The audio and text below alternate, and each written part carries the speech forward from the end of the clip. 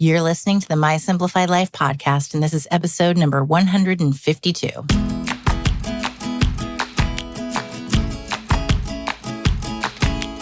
Welcome to the My Simplified Life podcast, a place where you will learn that your past and even your present don't define your future. Regardless of what stage of life you're in, I want you to feel inspired and encouraged to pursue your dreams, simplify your life, and start taking action today. I'm your host, Michelle Glogovac, and I'm excited to share my stories and life lessons with you while taking you on my own journey. This is My Simplified Life.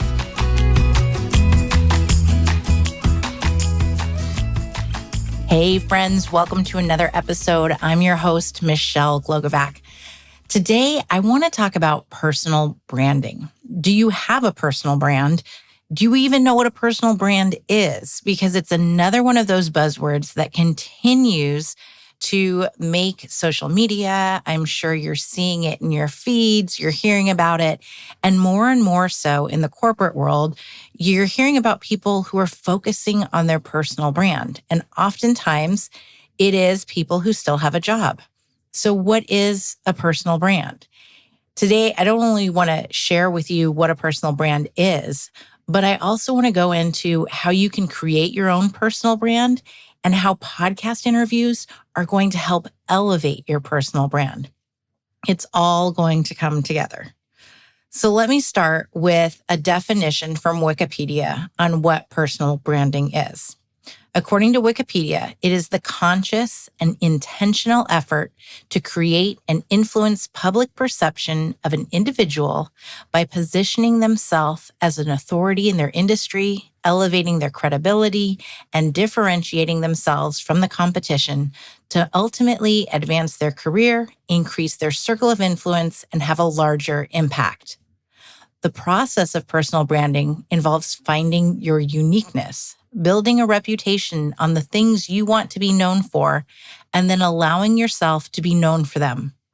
Ultimately, the goal is to create something that conveys a message and that can be monetized. This definition is so spot on and perfect, and yet it also doesn't tell you how to get your personal brand and what all of the steps are that entails this. And I really want to make it simple for you because these are some great big words that I truly adore. And I'm actually going to use some of them in my book because personal branding is such an important thing that I wish we were actually taught more of, especially in school before we hit the corporate world. And we really dive right into, at least this is how it was 20 years ago for me. We dove into companies and that was our life. I was, for over a decade, the company I worked for. I lived and breathed it. I had my eggs in that basket. I had no plans on going anywhere else. And then I was laid off and I joined another company. And once again, it was that this is the company. I am the face of this company. I'm representing them. And you could put the company along with my name and the two went hand in hand. Ultimately, though, there's no true loyalty when it comes to a company and their employees. And maybe there are for some. There might be some businesses that are diehard when it comes to their employees and their team members. But here's the big but. If they got the opportunity to sell out and to have a larger company buy them, what's going to stop them? Is there really a corporation out there who's going to say, but wait, how is this going to affect every single one of my employees? And that might sound harsh.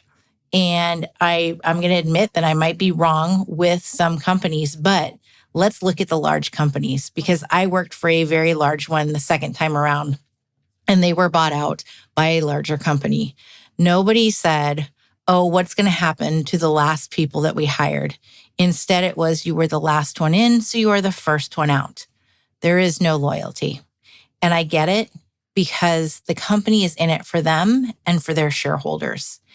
And the beauty part is that I am a shareholder and I still am. So I'm still making money off the company. And that's the light at the end of the tunnel, the bright light that, there is greener grass on the other side.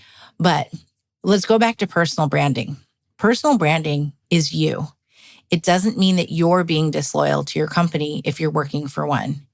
It means that you're showing the world what you're about.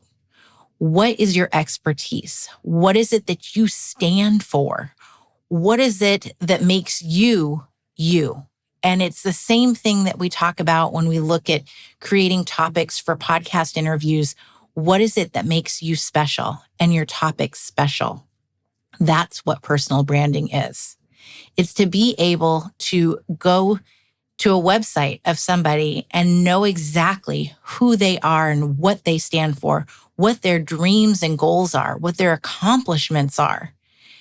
And when Wikipedia mentions that it's a way to monetize something, I don't want you to get hung up on thinking that this means you have to make money by creating a business or creating, something of your own that's going to create more money for you in a personal brand. Monetizing can simply mean that you find a new job that focuses more intently on your goals and what you do, and that it's better aligned.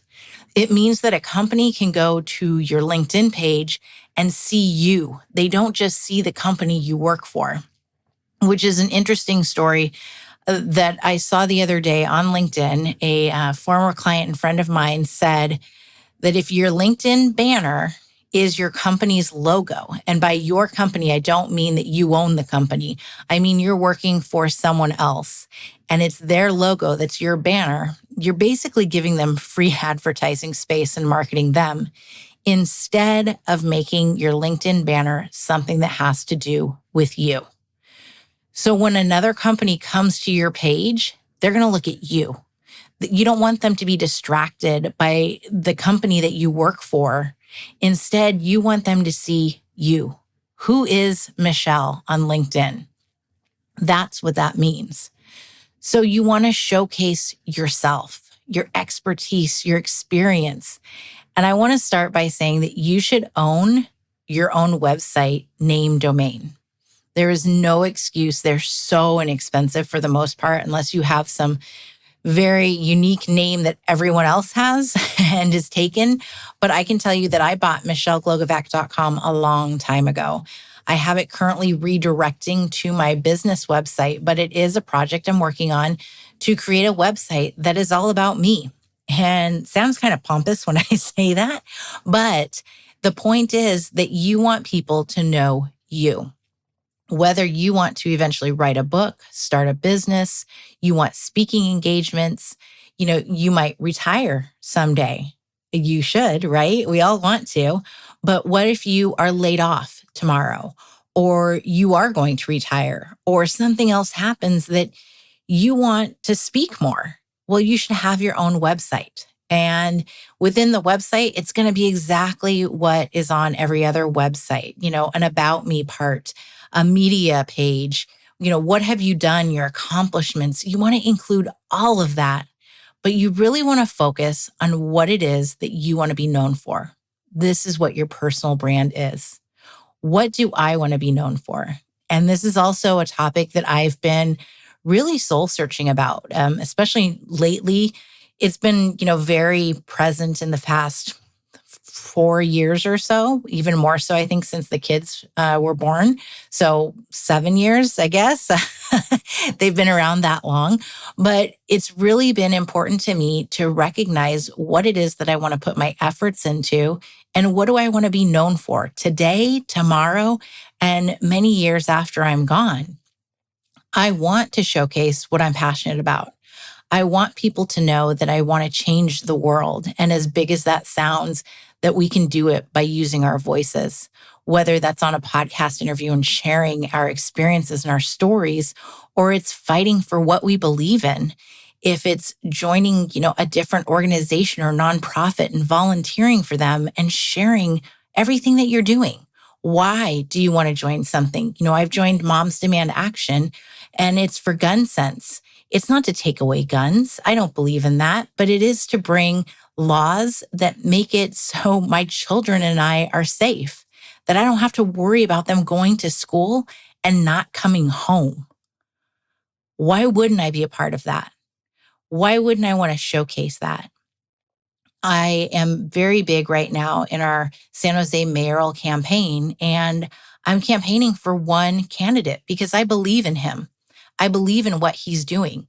And I'm speaking that very loudly. I'm even doing it on my podcast. And there's many of you who don't even live in San Jose. So go Matt Mahan. That's my shout out for him.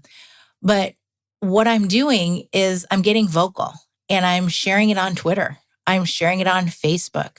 I'm not being afraid to show who I am and what I'm about. And I think more and more these days, we also see others doing the same, but it's not always in a positive way. I want you to show who you are, to show what you believe in.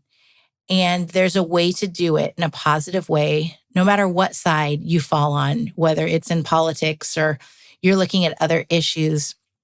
Show who you are and what you're about. And I think it's important to do this because it's also going to attract the right people, especially if you were looking at creating a personal brand for a new job and a new company. Then you want to make sure that your values align with them. I think far too often, especially as we're younger, we're not looking at what the values of a company are when we join them. We're looking for a job. We're looking for stability and a paycheck and benefits versus looking at, you know what, if I don't take this huge salary, but I go work for a company that has values and morals and believes in not just me, but what I believe in, then that's more important than, finding the next big thing. So I think that creating this personal brand of yourself is also going to create that awareness, not only of who you are and what you're about, but it's going to create an awareness within you to attract and find what you want. It's so important that we do this and that we do it now versus waiting and then waking up when we're 60, 70 and saying, shit, I missed the boat. I didn't realize that I could have put myself out there more in order to attract what aligns with me wholly. All of this is part of your personal brand. This then leads us to how podcast interviews are going to help your personal brand. You're sharing your story, your message, your expertise. Everything that you can share in a podcast is part of who you are. It shows what kind of an authority you are. It elevates you in the industry that you're in so that you can be known as that person. That's who you go to if you want to learn about ABC. This is where you go for X, Y, and Z. It makes you stand out from everyone else, standing out from your competition because it's your voice that other people are listening to.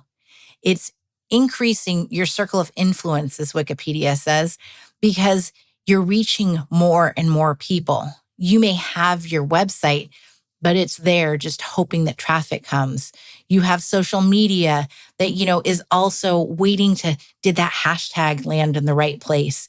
Is it getting into people's feed? Did it use the correct thing for the algorithm and post at the proper time? Whereas a podcast is being distributed in so many different ways. And it's reaching a greater audience. So that circle of influence is getting bigger. And ultimately, then you're having that larger impact because you're reaching more and more people. You're going throughout the world. It isn't just right in your backyard. It's a much, much bigger thing. This is also allowing you to build the reputation that you want. With your voice out there, with your website out there, everything you are putting out into the world about yourself is then how people will look at you. You aren't waiting for someone else to put on the internet what you're about. You are being that first person to show the world, this is who I am. This is my brand. If you want to get to know me, here I am. Not some other news outlet or a blogger or someone else on social media pointing at you and saying, this is what I think this person's about. You have the opportunity to show the world what you're about, who you are. And a podcast interview does exactly that. I've talked about it time and time again about how important podcast interviews are, how you can repurpose them in so many ways, how a host is repurposing them. And then it just creates a larger and larger audience with a greater impact. And if you do this and focus on what is it you want to be known for, put it together with your website, your social media, that LinkedIn banner, and then go promote yourself on podcasts with that message and that expertise, then this is what's going to skyrocket your personal brand. People are going to know who you are. Businesses are going to hear you. They're going to want to work with you, whether it is to find a new job or it is to create your own business, or maybe after you've retired and you're done, you want to share what you've been working on for so many years. You still get to create that momentum and keep it going. Think about also before you even hit retirement.